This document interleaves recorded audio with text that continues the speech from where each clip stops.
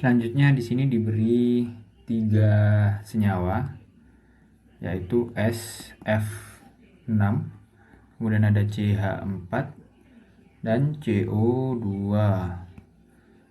Yang pertanyaan adalah urutkan kenaikan titik didih.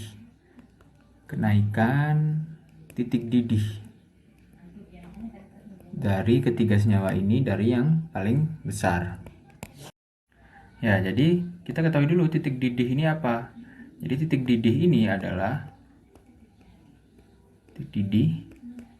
titik di mana suhu atau tekanan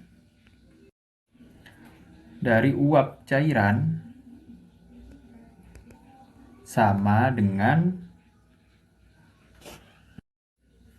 uap sekitarnya atau lingkungannya.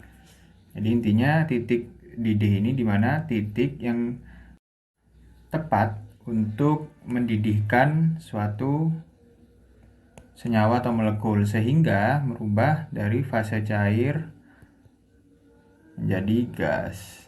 Pendidihannya, hal-hal yang mempengaruhi titik didih yaitu ikatan molekul. Semakin besar atau semakin kuat ikatannya, akan semakin besar titik didihnya.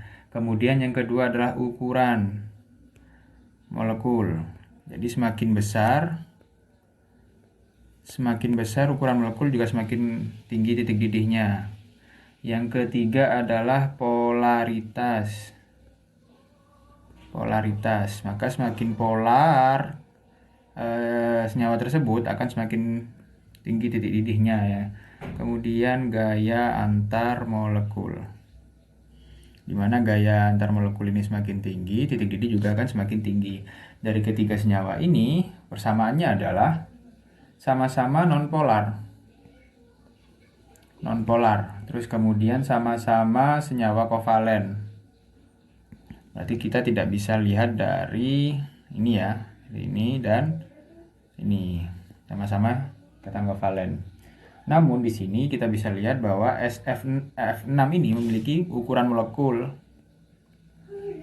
yang paling besar. Biasanya pada molekul nonpolar ya, terjadi gaya dispersi antar gaya London ya, hubungannya dengan gaya antar molekulnya ini. Sehingga adanya dipol terimbas sesaat sehingga gaya ini bersifat lemah. Semakin besar ukuran molekul maka gaya London akan semakin kuat. Jadi bisa kita urutkan yang pertama dari titik didih yang paling tinggi SF6 ya, karena ukuran molekulnya. Kemudian ada CO2 dan yang terakhir yaitu CH4. Gitu. Terima kasih.